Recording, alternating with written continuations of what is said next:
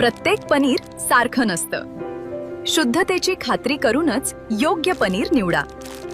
गोखोड मलाई पनीर हे शुद्ध दुधापासून तयार केलेले आहे, त्यामुळे त्यात नैसर्गिक दुधातील फॅट, प्रथिने आणि कॅल्शियम भरपूर प्रमाणात मिळते। काही पनीर वनस्पतीजन्य तेल, स्टार्च किंवा इतर घटकांपासून तयार केलेले असू शकते। म्हणून ग्राहक म्हणून जागरूक व्हा आणि पनीर घेताना गोकुळच मागा। शुद्धतेचा विश्वास, चवीचा आनंद। आजच घरी आणा गोखोड मलाई पनीर। कोकण कला व शिक्षण विकास संस्था आणि वेताळ प्रतिष्ठान सिंधुदुर्ग तुळस यांच्या संयुक्त विद्यमाने गुणवंत विद्यार्थी गुणगौरव व शिक्षक सन्मान सोहळा सावंतवाडी येथील बॅरिस्टर पै सभागृहात मोठ्या उत्साहात संपन्न झाला। पद्मश्री परशुराम गंगावणे यांच्या हस्ते शेकडो विद्यार्थी व शिक्षकांचा गौरव करण्यात आला। तब्बल 300हून अधिक विद्यार्थ्यांचा भेटवस्तू व प्रमाणपत्र देऊन सन्मान करण्यात आला। तसेच 100% निकाल लावणाऱ्या शाळांचे मुख्याध्यापक व त्यांचे प्रतिनिधी, आदर्श शिक्षक यांचाही गौरव करण्यात आला।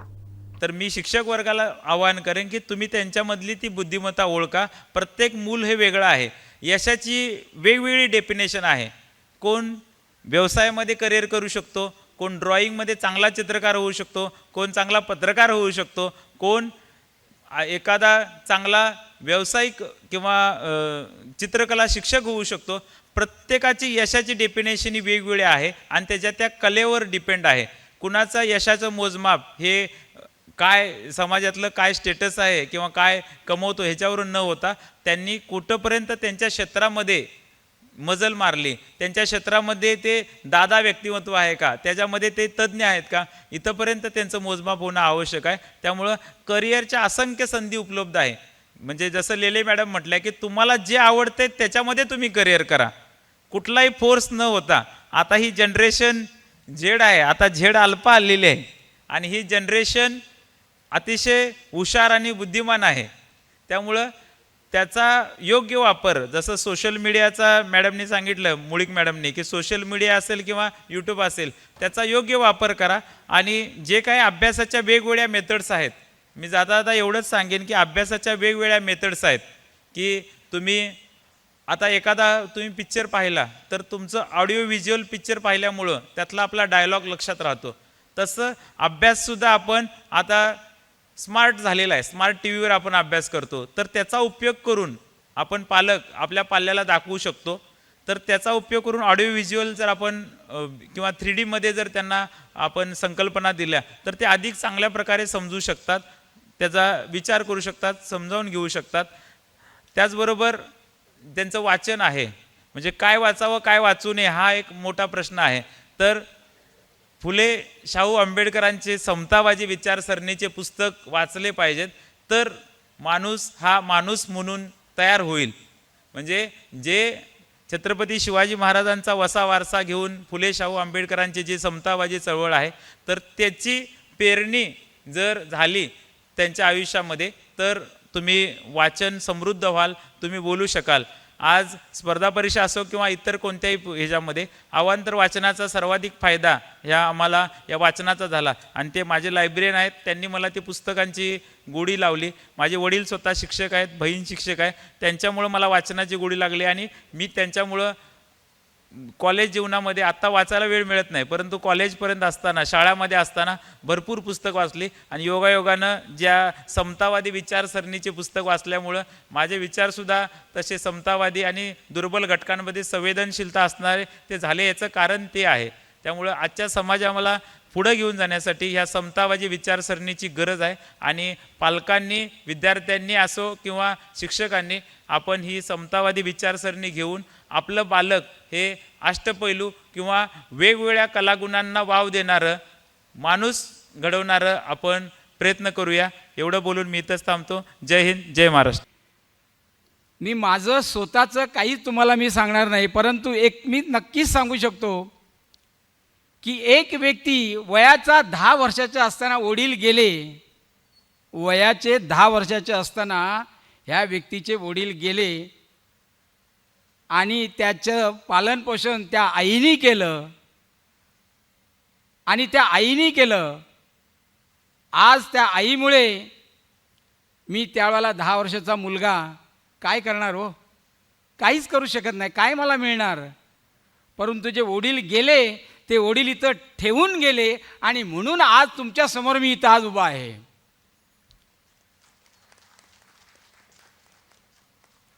मग अशी तुम्हाला सांगितलं आणखी परत परत काय, पण शिवाजी महाराजांनी जे काय करून गेलं म्हणून आज आपण इथं उभे आहोत.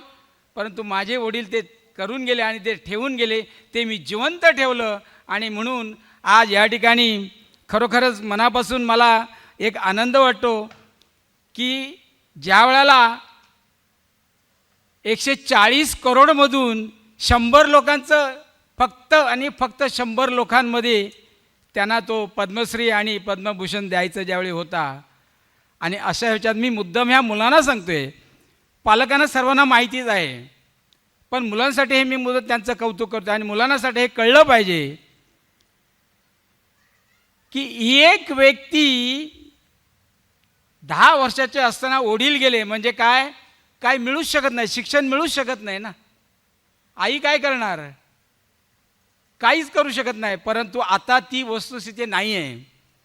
म्हणून पालकांना आणि मुलांना मुद्दाम मला एक सांगायचं आहे की तुमचे आज पालक चांगले कमावते आहेत.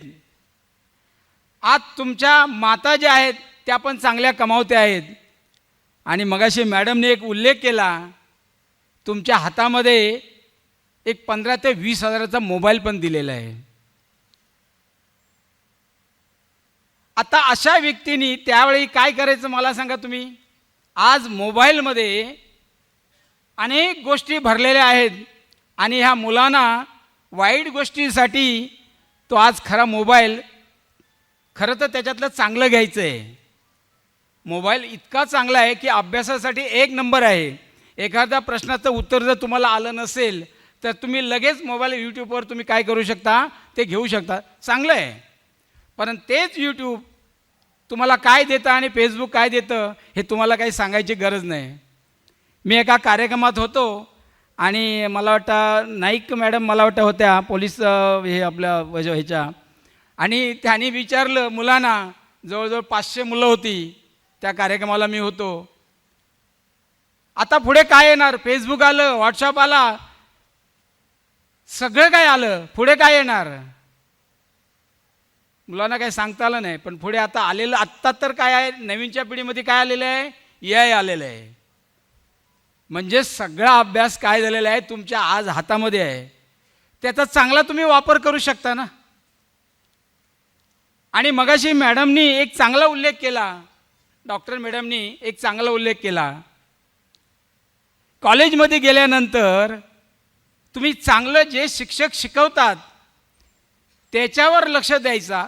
अन्यथा गोष्टीवर माझा मित्र मला काय देतोय सल्ला ते बघण्यापेक्षा त्या शिक्षकाने जो दिलेला जो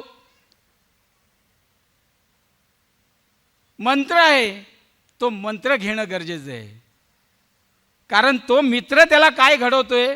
मॅडम हे सगळं दोस्तीमुळे होतं. खरोखर तुमचं मी ऐकलं चांगलं, दोस्तीमुळे. कारण तो काय म्हणतो, आज आपल्याकडे आज सर्वजण एकत्र येऊ आणि आपण काय करू, त्या व्यसनाहारी जाऊ.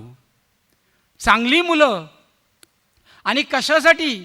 तुमचे आईवडील एवढे मेहनत करतायत, तुम्हाला शिकवतायत, तुम्हाला हवं नको ते देत आहेत, तुम्ही चांगल्या मार्गाला चला.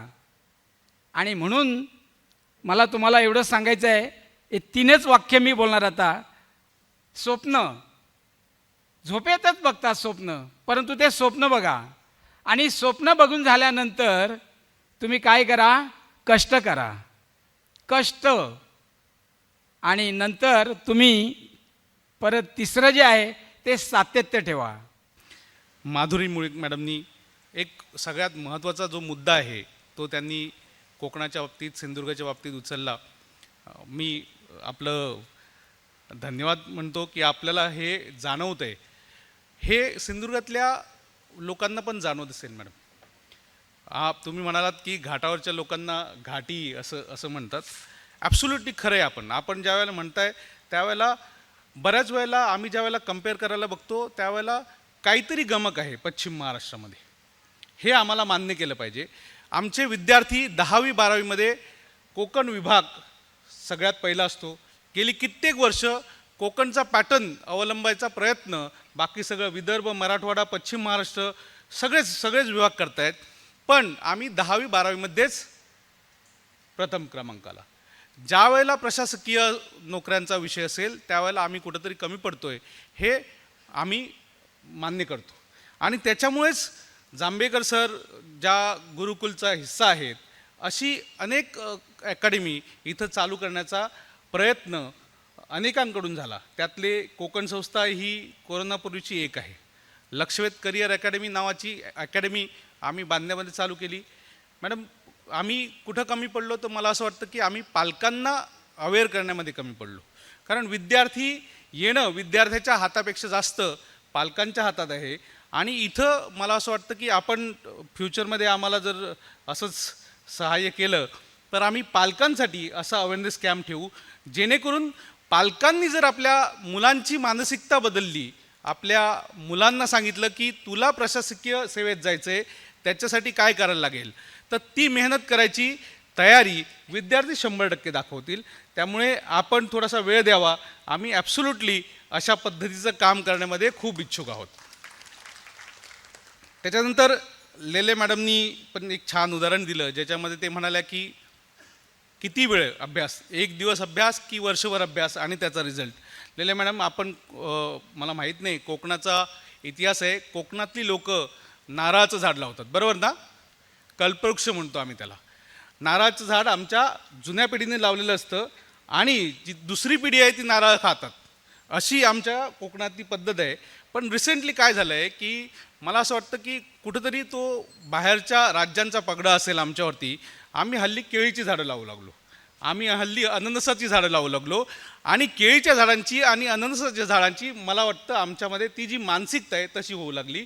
त्यामुळे ह्या पुढे मला असं वाटतं की ह्या इथं जमलेले जे सगळे विद्यार्थी आहे त्यांच्या वतीनं मी आपल्याला एक मुळीक मॅडम, लेले मॅडम आणि सगळ्यांनाच प्रॉमिस करू इच्छितो. करू का? हां, आत्ता ही जी मंडळी गुणवंत विद्यार्थी जे बसलेत ते फक्त 10वी 12वी पुरते मर्यादित न राहता आपण पुढच्या वेळेला एक 4-5 वर्षांना आपण प्रमोशन घेऊन परत जर सिंधुदुर्ग जिल्ह्यात आलात तर आमची ही मुलं प्रशासकीय सेवेत असतील, बरोबर ना?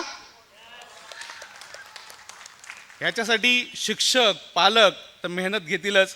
त्याचबरोबर कोकण संस्था म्हणून जिथं जिथं ह्या विद्यार्थ्यांना गरज लागेल तिथं तिथं आम्ही उभे राहू.